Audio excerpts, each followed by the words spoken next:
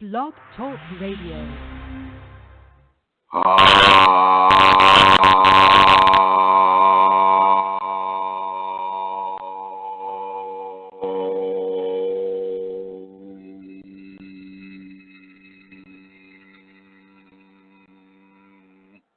Hello, everyone. This is Chrism, and I'd like to welcome you to this conversation about your Kundalini awakening experiences. Today is a beautiful Saturday, May 4th, here in Northern California, and I'd like to welcome you all to the radiant sunshine that is coming through the windows here, and let you feel some of that energy coming through my voice as you listen to this program.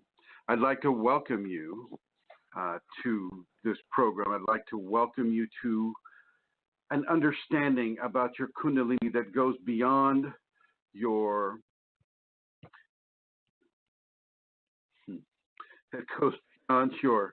expectations, goes beyond whatever the books that you've read about it. Chrism maybe comes the closest to it. And so he has some books out there that you can partake of. I'm also writing a series of books as well, so that you don't just have to listen to the radio to get any of it. I'd like to welcome everybody from Facebook and from the various groups that we have on the Facebook network. And, it's just so important to get this information out there, without the connivance of the ego, which, can doom any kind of an endeavor, even if people have been doing it for a long, long time. So once again, welcome, and let's go ahead and begin. I'd like to begin with a conversation that was started regarding giving one's self to God. It's important for people to recognize the divine within themselves. I know this goes without saying, but it's important to understand that God is everything, but because you're within an agreement with God to be inside of a limited flesh body, you don't really want to fall for some of the New Age ideas of that you are God and you are goddess, and therefore, the ego expands into that role, thinking, I am God, I can do whatever I want, or that I am God, I can make my wishes come true, make my dreams come true, make this and that come true. And you can make your dreams come true, but it will take hard work. It isn't going to take you being a divine personage and throwing a lightning bolt, or moving your arm in such a way that you can achieve all the outcomes that you want to achieve. This is not what is feasible. Maybe in 10,000 years or so, and if humanity has accepted the Kundalini as the grace that it is, well, then that's a different deal. That's a different understanding and a more correct understanding. Right now, though, while you're in this physical, what some people call a flesh bodysuit, while you're walking the flesh life and eating and breathing, and living here on this world, yes, you are part of God. God and you are one, but you have made this agreement to be here. And part of this agreement is to be within the illusion of not being God or goddess, okay? And really, God is not the easiest teacher. And so if you decide that God is going to be your guru, God is going to be your teacher, God will simply supply another person to do that divine task, at least in the beginning. We have a lot to unlearn. We have a lot to to unlearn about how we assume reality to be, regardless of what your religion is teaching you, or your government, or the society that you live in. Regardless of those things, and regardless of what your ego impresses upon you, you have no idea, truthfully, what and how God is. And it's really not about whether you believe in God or not. It's not about the choice. Because you may not have the choice to choose that God is your guru. You know, God will just assign another person or another consciousness to teach you. You know, God, unlike you, God understands that you're behind illusion. That was part of the agreement. The agreement to achieve your karma, to redeem yourself, to move upward, up the mountain of grace. One needs to come into a body. If they're doing this work here on this world, you've got to have a body. You've got to be behind illusion. God understands this.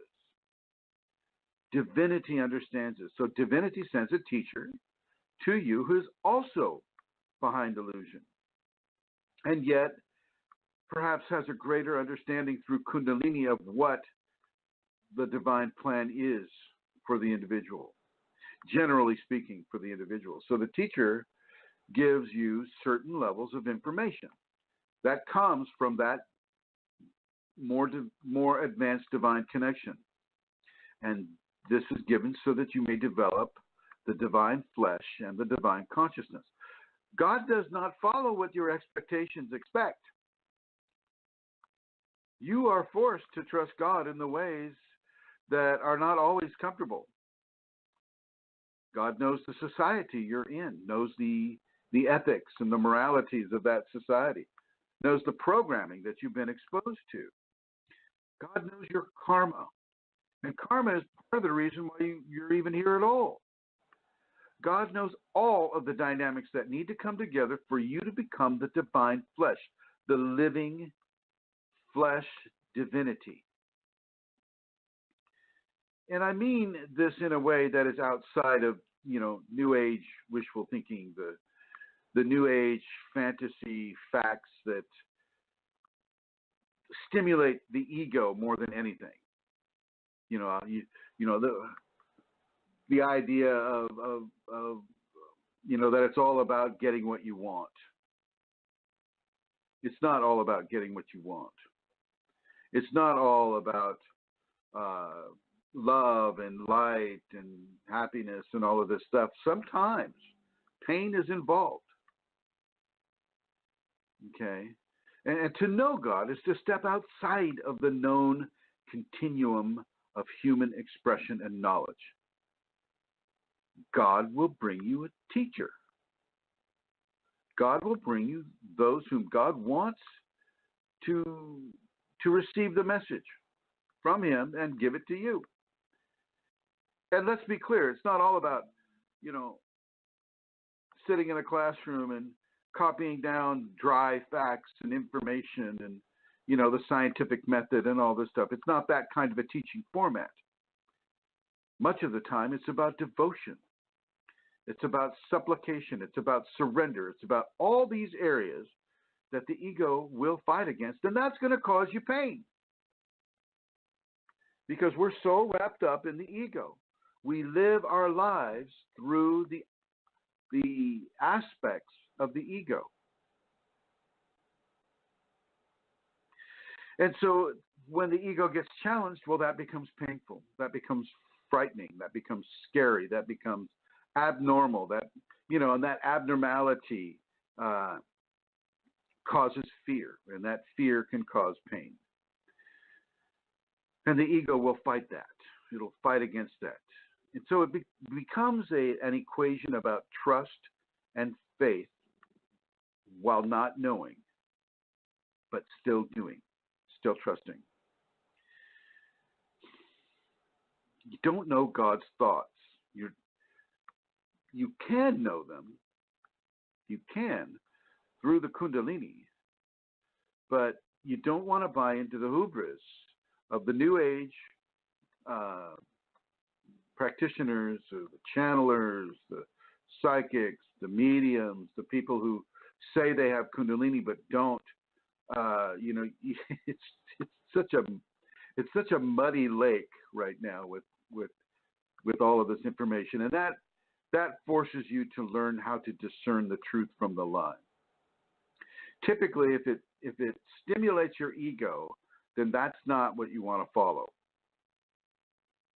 Okay, so that's just an idea of if you're going to make God your teacher because you're afraid of having a flesh teacher within Kundalini, then you're probably going to get a flesh teacher anyway, or you'll get some sort of a entity-based teacher, that will do the same thing, but in a way that is non-physical. You'll think it's God, but it won't be. So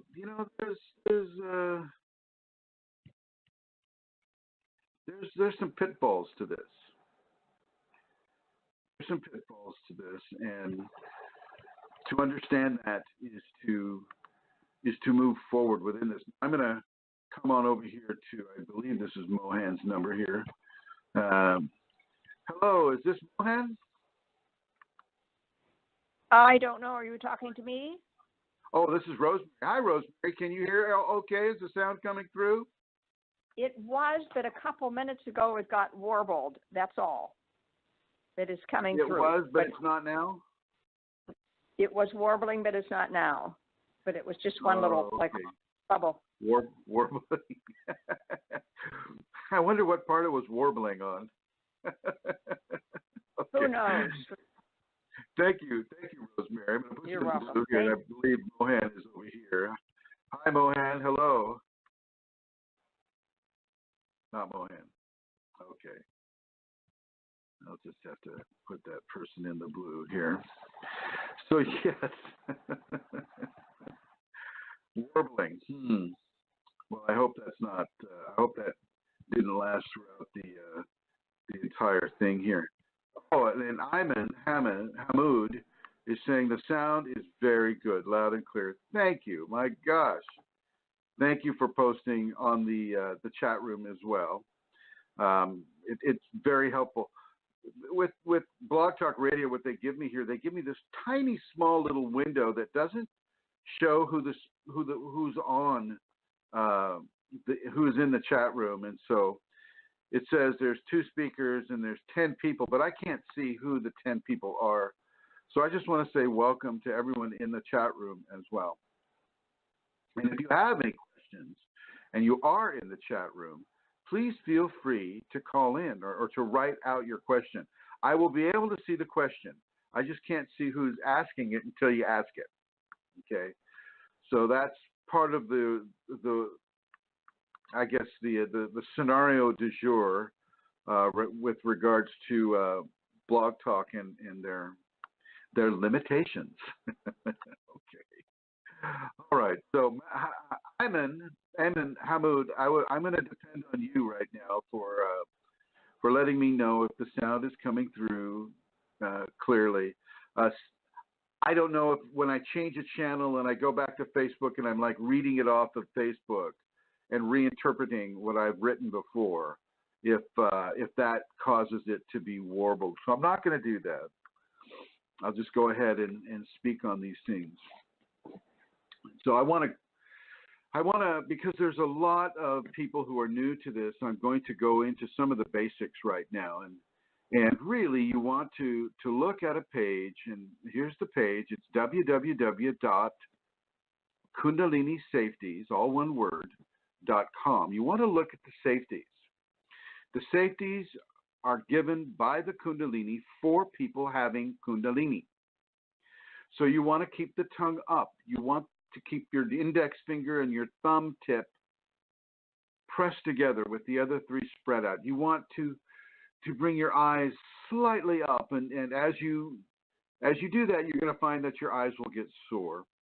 And as your eyes get a little sore. Don't worry about this. It's just, it'll take a little bit of time for your ocular muscles, your eye muscles, to develop. Nothing is wrong. You know, some of these therapists, you know, who say, oh, yes, I've had Kundalini. I'm a therapist now. I've had Kundalini, and I can specialize in Kundalini therapy. They don't even know about some of these facts. You know, there should be no pain with Kundalini is what I'm reading some people are experiencing with some of these therapists. And I had to tell you, there will be some pain. I promise you, there will be some pain.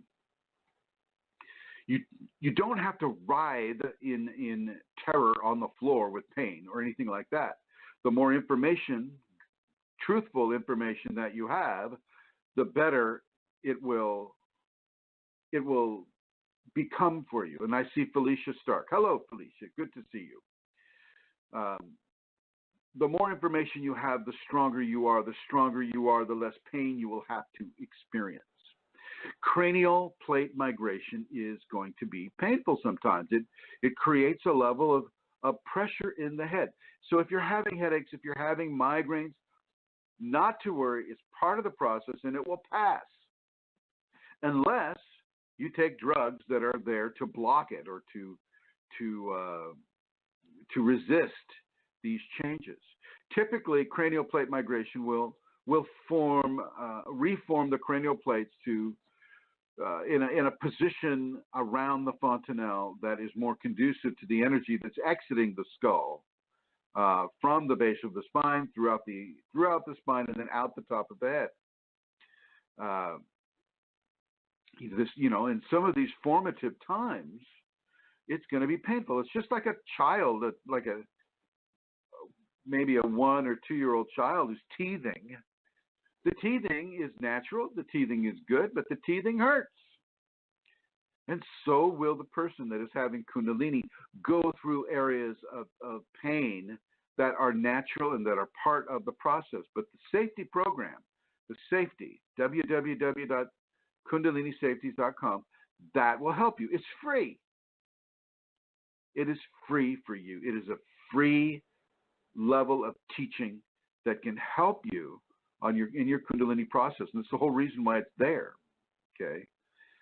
So utilize this. It's a resource that is sitting there waiting for you to participate in it. Vincent Watznick is the man who put this up there, and many thanks to him, because this is easily accessed. And the other point on the other area on the web where it is www.kundaliniawakeningsystems1, all one word, kind of long. And if you look to the left-hand menu, you'll see the safeties, and this is put up by Glenn Ola, and I want to give a shout out to him and his service of grace to the world. Okay, so both of these men, I want to put out a thank you, and also to Mohan as well for the gifts of grace that he is giving. So make sure that you stay well hydrated. And I like some of these alkaline waters that are coming out, like 8+, within alkalinity. Utilize those. Whenever I make my tea or anything that I have to make with water, and I can afford to, then I go ahead and pick up some of these alkaline waters, and I use those waters for consumption. Can't necessarily shower with alkaline water unless you live near an alkaline water source, but definitely for what you're putting into your body.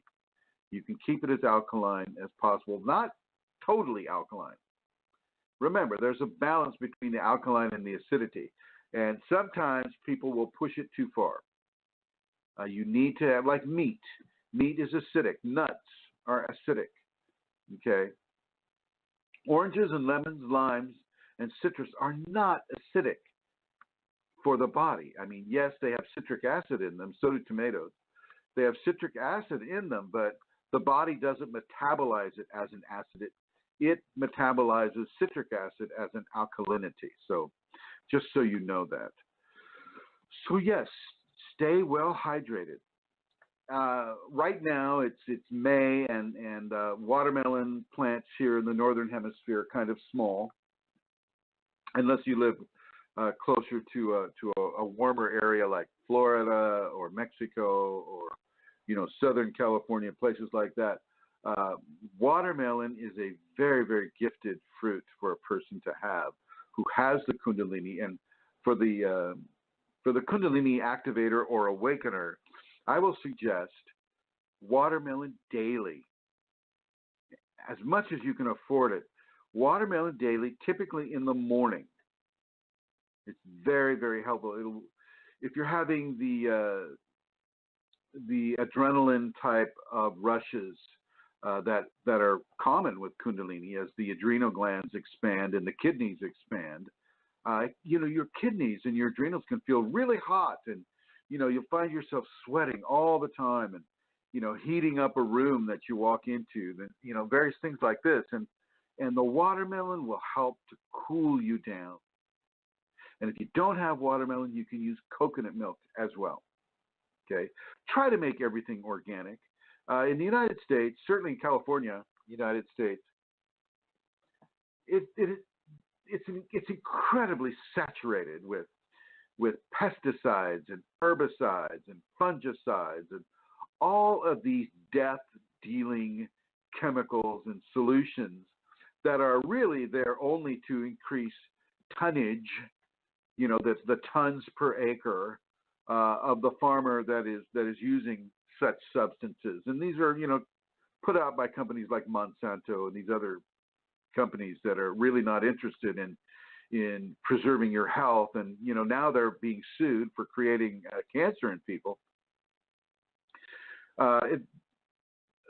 Because our society is run off of greed and corruption, this filters into the agricultural businesses as well. And they will allow, and the government being paid for by special interests, they will allow certain parts per million of these toxins to be spread out over the environment by airplanes. It's called crop dusting. And it's lethal. It's lethal to the environment. But, they don't care about the environment. All they care about is tons per acre of vegetables or hay or rice or wheat or corn or whatever it is, soybeans. That is what they care about. They don't care about the effect on the environment. They don't care about its effect upon you either, which bleeds over into another area of cancer. So as these chemicals in your food chain cause cancer within you, well, cancer is a whole other business. The last thing they want to do is find a cure for cancer, because so many jobs and so many high-paying positions are wrapped up in cancer research, which isn't really researching it, just prolonging it. Kundalini comes along and says, eat organic and don't buy into the disease model that you have to have cancer. And as the Kundalini comes into you and begins to heal aspects of your physicality, it goes against the grain of those who are using cancer as a way to live a rich life, on the backs of those who are dying from cancer, which in many cases is caused by the brutalization and the rape of the environment. So eat as organic as you can. And I'm not going to let the organic farmers off the hook either. They are also interested more in tons per acre, but they are more lenient upon the environment. It's going to be difficult to find a way around this as long as we live in a capitalistic, money at all costs society. So, there's going to be plenty of blame to spread around with this, but within Kundalini, you have to remember that you chose to be here in this environment, on this world, at this time, within this social system. Okay, and you're here not only to change the system, which you are here to do, as a Kundalini person, but you're also here to survive within it. And grace provides a way to survive within it. So as much as you can, grow your own food. Till your garden. If you have space for it. A lot of you won't have space for it. But if you're living in a high-rise apartment or somewhere where, you don't have a backyard, you can get potted plants. And you can grow your vegetables there as well. I know it takes more work than a lot of people want to commit to because they're so busy, making money so that they can pay the rent and even, buy anything. I know this. I know this very clearly.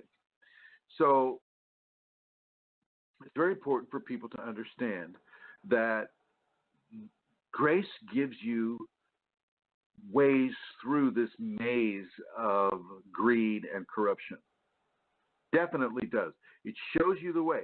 All you have to do is walk that way.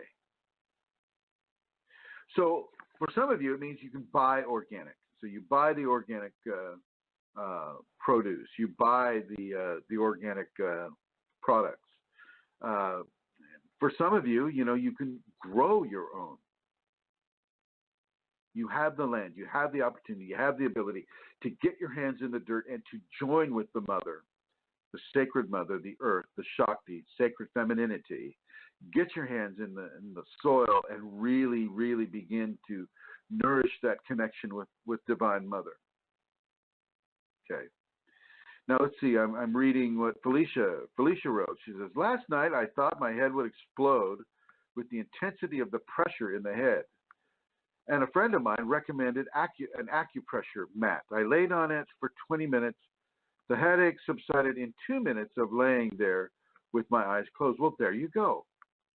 There you go. Now,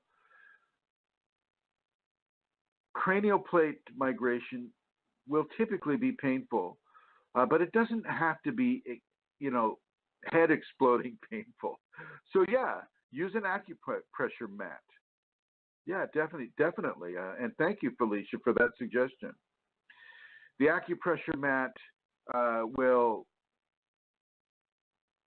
some of them come with weird energy. There's another kind of situation that you can develop for yourself that will help with that, and it uses copper or silk. And I believe it was put out in a book called Bioradiance, I believe is what the book is called. And anyway, you use copper and you connect the copper to a handle and you put a mass of copper that's covered by, say, a fabric, like a soft cotton fabric. And you put one cover filled with copper connected to a copper handle by a copper wire. And you put the lower one into your right hand and the higher one behind your head, and that can also begin to relieve some of the pressure, pain. At least it relieves the pain. It doesn't necessarily block what the Kundalini is doing. And you've got to remember that so much is happening to our bodies at the same time with the Kundalini. It is a major, major transformation. Even whether you're feeling it or not, this is occurring. And it's happening typically all at the same time. Not every area is happening all at the same time, but many areas are. And, you're going to feel some growing pains with this. It's just going to happen. It is a big transformation, and it does take a lifetime. And so there are certain peak periods within that transformation where you're going to feel sensations of pain. And if you can find something that is non-chemical, let's turn, Chrism into my own favorite chemical experiment, by so-and-so MD. No, you don't need to go the MD route with this. You can lay on an acupressure mat. You can lay on a bioradiance mat as well. And the bioradiance mats are either copper or silk. Surprisingly, it's interesting that silk it can be used in this way. I'll try to find that book. I have it somewhere here, and and get you the correct information with that. So thank you, Felicia, for posting that, and thank you for posting about the acupressure mat. And maybe if you can tell us, Felicia, where you got it, how much it was, what the brand is that you're using, and we can go ahead and post that on the Facebook groups as well. So thank you for that. Now, I don't know if any of these people have a question. They may. I have some call-in numbers here. So I am going to go back up to Rosemary here. Hi, Rosemary. Hi.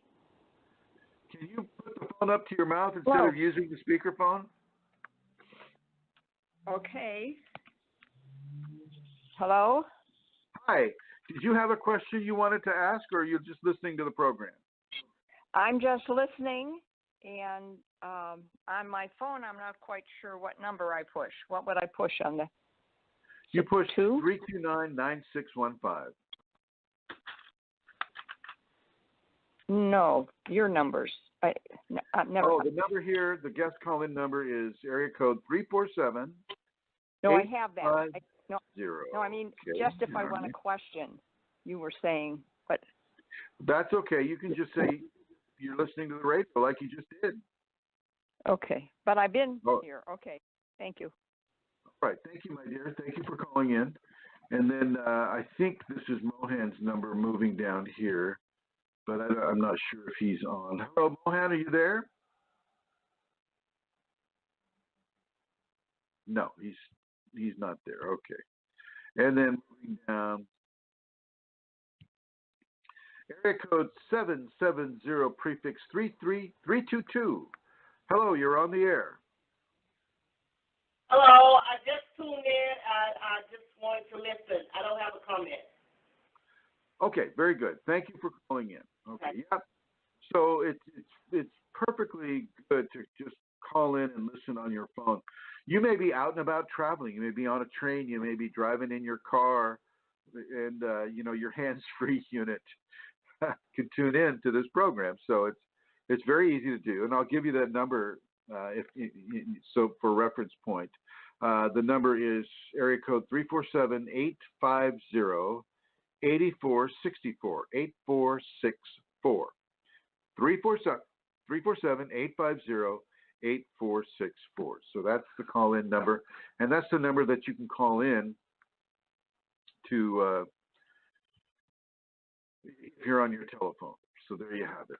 So moving forward, I hope the sound is coming through. I'm going to ask Ayman Hamoud again if the sound is coming through or if it's, breaking up or warbling.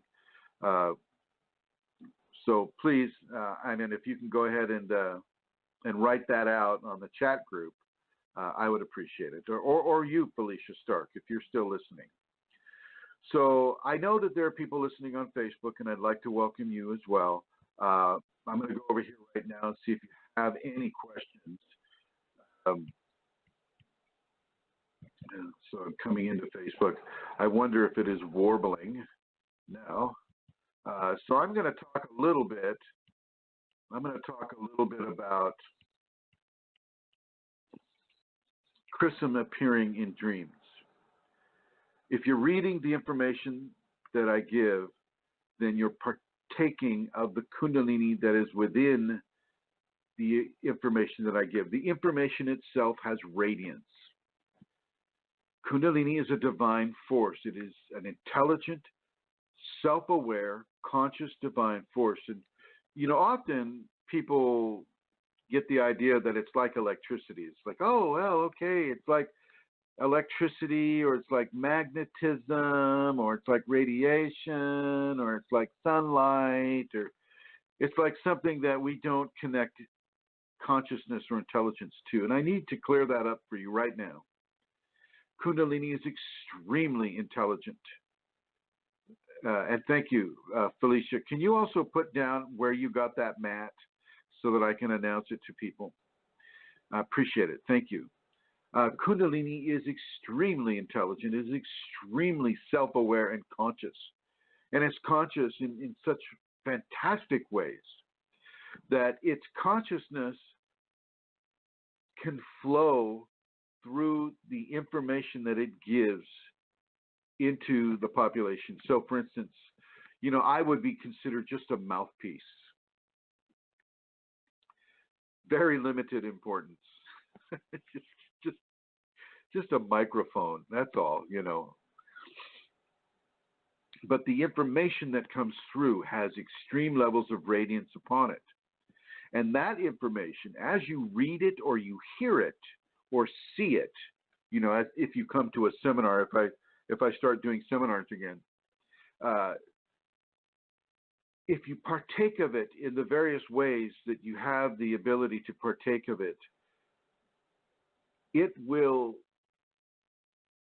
infuse itself into your body, infuse itself into your consciousness, infuse itself into that which you are, all the areas of the human expression that you are, and that includes the dream life. Chrism will come to you. It is not unusual. It happens to many people, and it will, that personage that the Kundalini uses to give specific levels of information will come to you and will assist you in various ways. You may see the Chrism come to you in the physical form, but very small, as one person on Facebook experienced, and that person will be compelled to eat that little Chrism. And I kind of made a joke as was I wearing my mint suit, like you'd take a mint in, but never mind. limited amusement, I'm sure. So that just means that the person is partaking of the information of the divine that is coming through that teacher and then into that person's body. And the same as, another person, whenever you dream of the Chrism, you know that you are being accompanied through the dream state by the Kundalini. It's not like I personally go into anybody. It is the Kunalini that adopts my form and comes into the dream life of people in general. Now, Felicia has written back, and she says it's called the Pro Source Acupressure Mat. It's $16.99 United States currency, USD, US dollars, and it's on Amazon. So Pro Source Acupressure Mat on Amazon, $16.99. And she says, I went with an inexpensive brand to try it out. It works, but be mindful, it is like laying on a bed of nails. You get used to it, though. Comes with a neck pillow, too. So, there you go.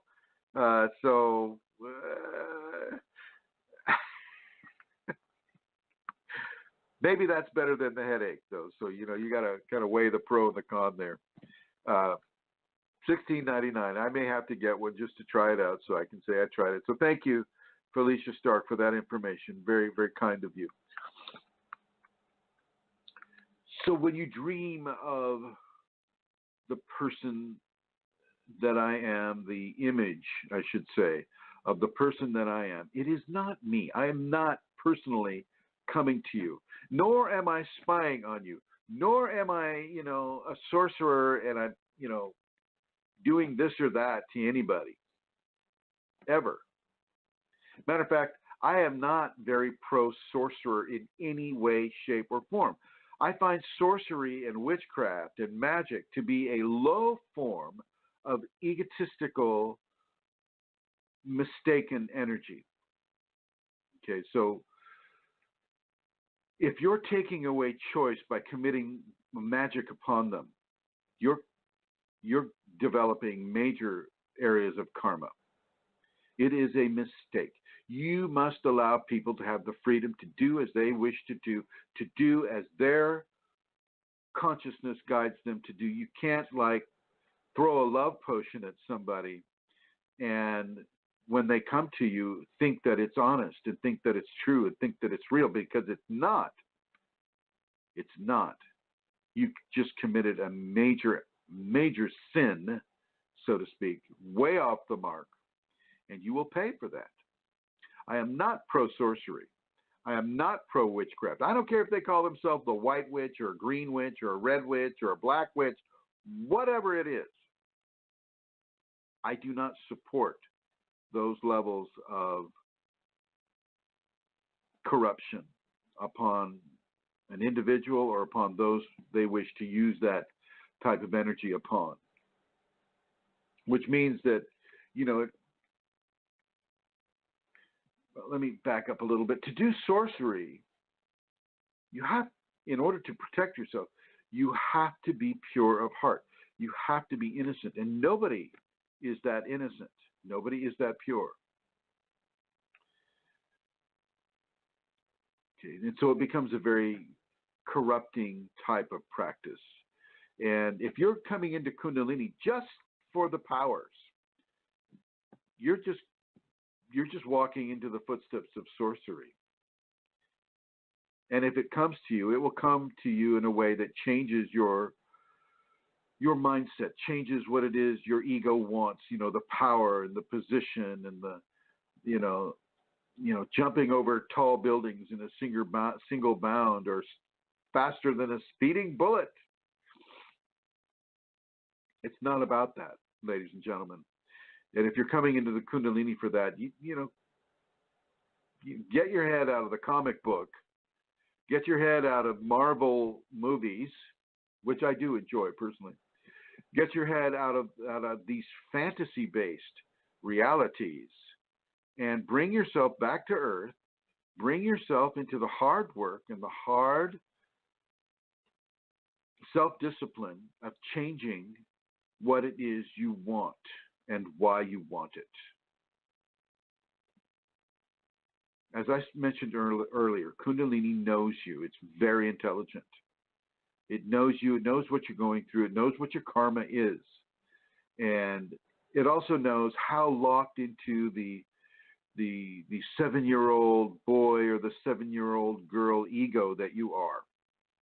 And from there, it will make changes upon you. And don't resist those changes. Don't resist those changes. Those changes will be away, typically, from self-aggrandizement or, showing yourself off. It's like, look, I can levitate an orange. I am powerful now. I am the orange master.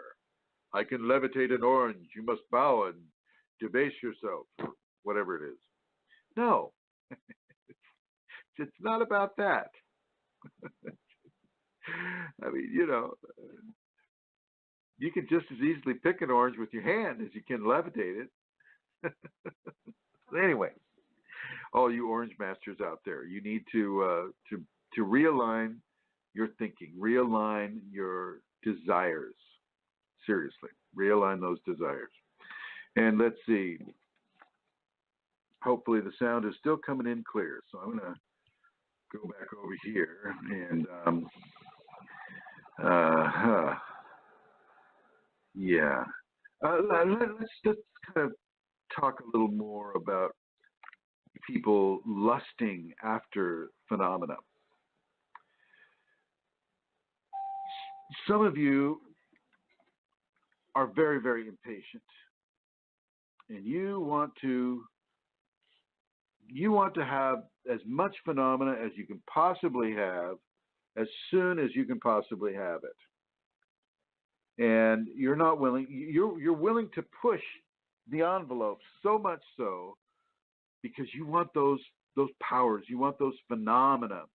And I'm going to tell you right now that this is not healthy for you. Kundalini is very, very kind and very, very parental for their kids. But if you push that envelope too hard, you can end up in a world of pain that no acupressure mat is going to help you with. Seriously, you need to understand this. Do not pursue phenomena.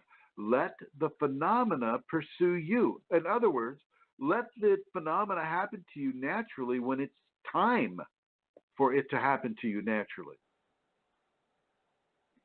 Not when it's, pushed at you. It's like, oh gosh, I got to learn to levitate. So okay, so I'm going to jump up and down, and maybe one of these jumps I'll levitate. No.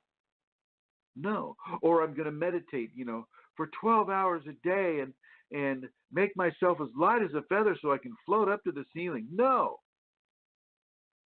You've got to live your life in a way that is supportive of the Kundalini, not supportive of the phenomena that it brings.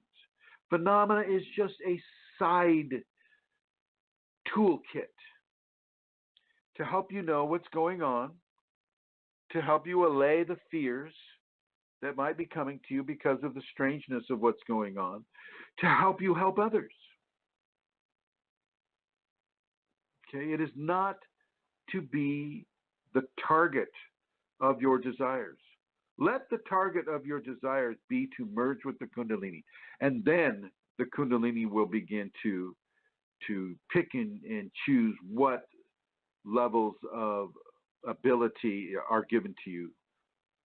Okay, so really it is not about the phenomena.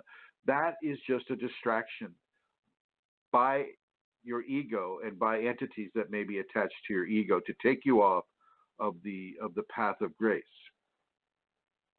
All right. So let's move right into, because I mentioned the word lust at the beginning, about the extreme sexual expression. Kundalini will come into the second chakra and the first chakra and begin to hyperstimulate those areas. And I am advising people not to lose their fluids. And I know that people just think I'm talking about men. Well, I'm not just talking about men. I'm talking about the women too. It's the same thing.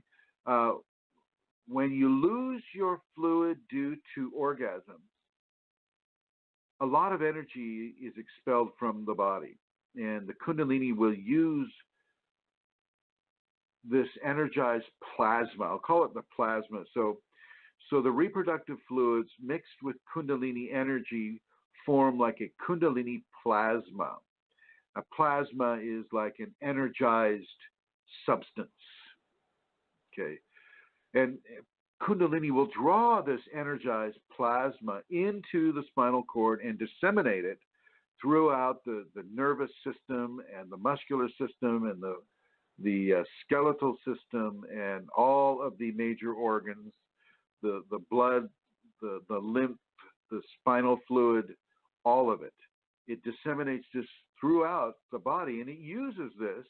And you really want to allow that Kundalini to draw from a large pool of this plasma. So try not to have an orgasm. Now, that being said, the Kundalini may come and push orgasms upon you. Then you allow that to happen.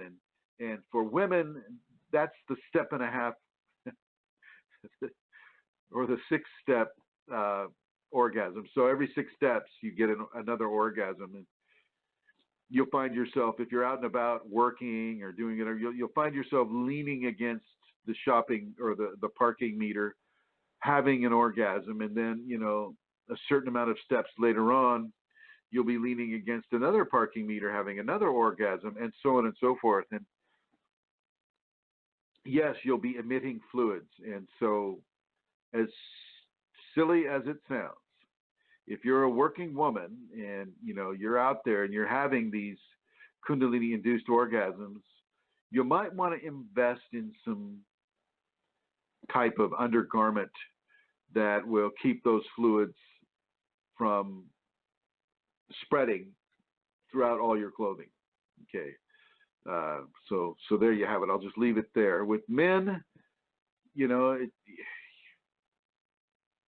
to have to take care of yourself in some way for the same reason. Okay, it won't be as dominant an expression as the women will have, but you'll have, an extreme level of libido. All of you will, both genders. And really, as much as you can, let that energy infuse you, not just, the sexual expression, but feel it infuse your mental capacity, your emotional capacity, your, the areas of life that are not just about, expressing fluids. This is part of the equation of celibacy, where it is not about subduing your sexual desire. It's about living with it in the increased format of it. The Catholic priests don't get this right. The nuns, the priests, they were not informed correctly for the last 2,000 years. It is about having an extreme libido without allowing the orgasm to take place, but living with that desire, that feeling, that energy of grace that flows through the reproductive system. So you just, like, to put it in layman's terms, even though you're celibate, you want to be horny, incredibly horny all the time, but without giving in to the sexual act, without giving in to masturbation, without getting into, having sex with a person, without getting into any of it, living with that extreme level of desire. And what you'll find is this is where the true power comes from. This is where the enlightenment will come from. This level of celibacy is the key to the priesthood and to the priestesshood. Okay. That's for those who choose to walk the brahmacharya, I think that's how you pronounce it in Sanskrit, or the celibate path, the path of celibacy. Okay, so now, if there are any questions here, feel friendly. I see there are 10 people there in the chat room, so please feel free to ask a question, write it out, and I will continue here. Yeah, it's very helpful if people don't message me during the radio show. I'm not going to respond to it that way. Let's see. So, getting back to the safeties, it's really important for you to practice the 5 Tibetans. Now, when you're practicing the 5 Tibetans, you want to do the first Tibetan in a way that allows you to get dizzy. You see all these people, beautiful women typically, it's like, oh, okay. Now, the first Tibetan, you want to make sure that you spot like a dancer so that you don't get dizzy. No. No. You want to get dizzy. It is the point. That is part of the dynamic, to get dizzy. Not to stop yourself from getting dizzy. You want to get dizzy. You want to spin to the right, clockwise, spin to the right, and allow yourself to get dizzy. And then as you lay down and you do the second Tibetan, you'll pull that energy up from the first. You might even feel it pulling that dizziness from the first to the second. You'll feel a shift in the energy, in the frequency of the energy as it enters into the second chakra. You'll feel that energizing of the second chakra. And then as you pull it from the second chakra to the third chakra, you'll feel that energy as you do the third Tibetan, pulling from the second to the third, and so on and so forth. This is important that you allow the dizziness to occur. Eventually, your body will acclimate to the dizziness, and that's fine. And that's part of the whole Kundalini. But at the beginning, you want to feel the dizziness. Let that occur. Do not let these people, these dancers, these ballet people, they understand that the 5 Tibetans are healthy. They change it in order to make it more comfortable to people, and it's not about comfort. It is not about comfort. Okay? Let yourself get dizzy. Okay? And then don't start out doing the 5 Tibetans, all 21, unless you can. There's some of you that are, very physically fit, and you can go ahead. You can spin 21 times to the right. You can do the second, third, fourth, fifth Tibetan 21 times. Not a problem. Great, do that. But for those of you that maybe aren't, an Olympic gold medalist like me, no. For those of you that it's better to take it slow. In many of these cases, slower is better. Okay, so you start out doing 6 of each one. You do 6 of each of the 5 Tibetans, 6 spins, and then lay down and do 6 leg lifts, and then 6 back arches, and so on and so forth. And then you gradually increase it to 9. And then you do that for a couple of weeks. And then you gradually increase it to 12, and then to 15, and then to 18, and then to 21. That is a better way to do it. And I strongly suggest that you do the 5 Tibetans. This is vertical yoga. Vertical yoga. And it is all about the chakras. It is all about the energy of the first. It is what the whirling dervishes discovered. If you look into some of those, into some of the Sufi technology, the whirling dervish is spinning to the right. Now, some of them spin to the left as well, but that's a different type of a scenario. But spinning to the right is very healthy for those of you that are interested in Kundalini and interested in health beyond the age of 70. Okay? And the 5 Tibetans will also increase your libido, jumping back to the previous conversation thread. It will also increase the libido, and I suggest that you don't respond through masturbation or through sex. Let the Kundalini do its work with you. There are things that are more important than sexual pleasure. Believe it or not, there are things that are far more beautiful and amazing, like having the health of a 40-year-old when you're 80. Think about that. Think about that. That can be very helpful.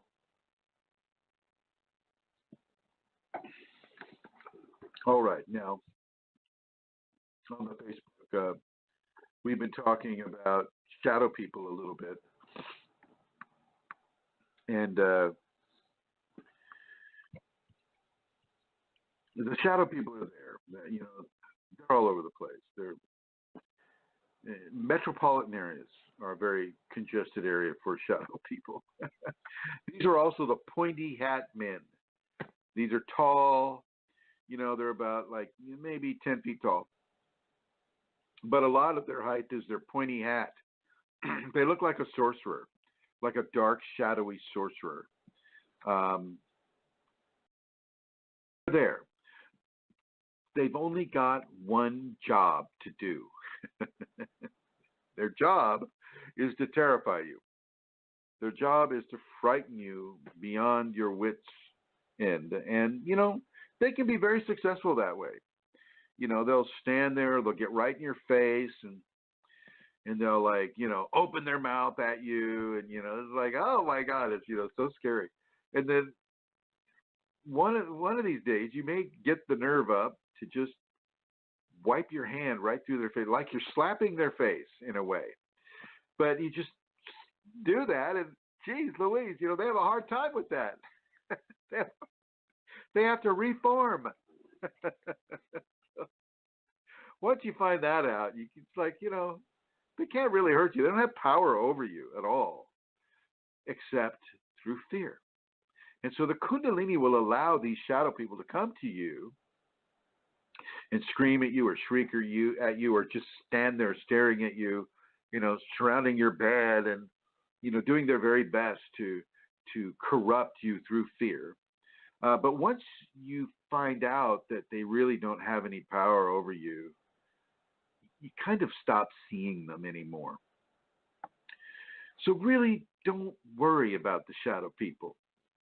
They're just there to scare. And when you start walking within the truth of your Kundalini radiance, there's really nothing to fear about them. You can fear about other things at the time if you need to fear, but you don't need to fear the shadow people because they've got one job to do, and once you find the key to that job, which is not being afraid of them, they just they have to move on to someone else who's more attuned to being fearful. Okay, so that's basically what I have to say about them. The other thing is that when you see the shadow people, you've all of a sudden taken a step into a different reality. Okay, this, especially if you see them in the waking beta brainwave normal reality that I'm talking with you right now within. When you see them in that context, it has the ability to fracture what you always thought was the only reality there is. Now you're understanding that, there's something beyond science exists. Something beyond physics exists. Something beyond what I've been trained through my school, through my religion, through everything. Oh my God, it exists, and my reality is starting to fall to pieces. And that's fine. Just let your reality expand into it. You don't have to go crazy because you're seeing, a shadow person. You don't have to go crazy because you're seeing an entity. You just have to allow, it's like, science didn't cover that. I didn't get that in biology 101. So it's not what I've always been trained to think it was. Well, isn't that nice? And you just kind of move with it. Go with that flow. Don't try to fight it. Because when you crack the cosmic egg, so to speak, when you crack that shell by virtue of your evolution into Kundalini, you open yourself to seeing more of the true reality. And the true reality is multidimensional and multifunctional, and you'll receive it in multiple ways.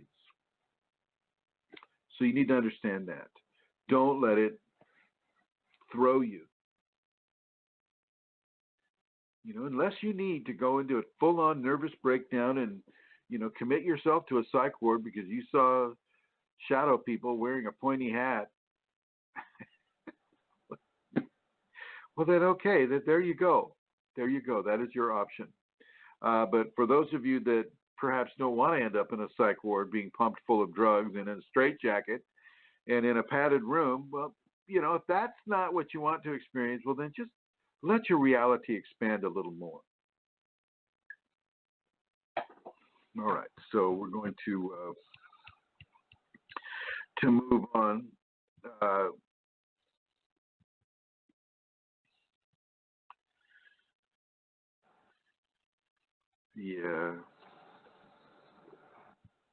There's a lot of different phenomena that the Kundalini will bring to you, but if you stick to the safeties, you're really going to do much better. And here's another subject that was brought up here, and it's people like to place the mantle of divinity upon another living being. Okay, and there's this ideology that wow, if somebody can come into this plane of and bring themselves as a divine being, well, then we can all bow and scrape to that person, and everything will be great. And somebody, it's just too easy to do. And it's egotism than it is an actuality. To find an external person You know, they call themselves whatever. You know, oh, I'm trying to remember some of these people. That Indian woman that goes around hugging everybody. You know, easy enough to do that with her or to anybody else, and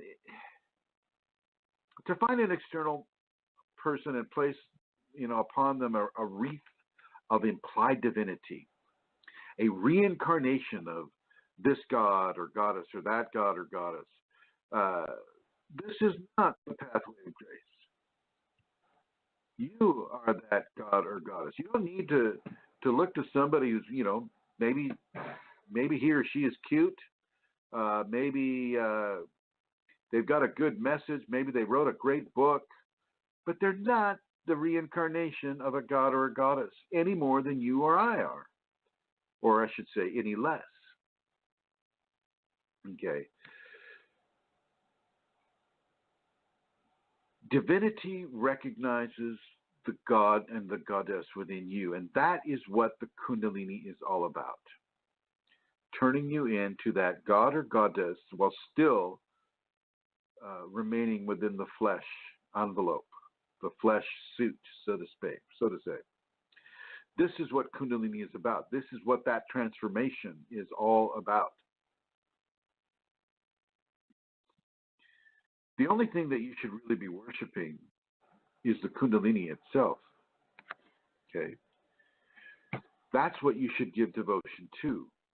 Now, if you have a teacher or a personage in your life that you feel is the embodiment of Kundalini and you're guided to give devotion or supplication to that person by your Kundalini, not by an entity, not by your ego, not by that person, but by your Kundalini, then that is what you must do. And it will help you. People have done that with me before, and it's helped them tremendously. But I don't shop for people to do that.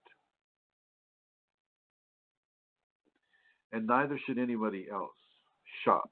Let that be a choice of the divine within the individual, rather than the choice of the egotistic consciousness within a specific person or by the person that's giving the devotion. Okay, very important that you make that discernment. All right, so I am about ready to wrap this up. I would like to say thank you to everybody who has listened to this program.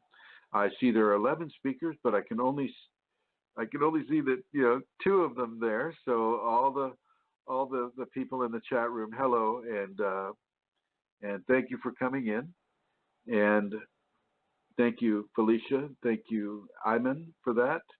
Thank you, everybody who's called in to listen to the program, and thank you to those of you that are listening in the archives, because we do have the archives. This show is being recorded.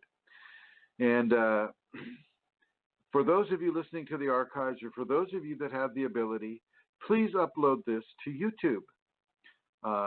Unlike the other program that I had going before, where some people were uneasy about being on YouTube, this show can be pushed onto YouTube or Vimeo or any social platform.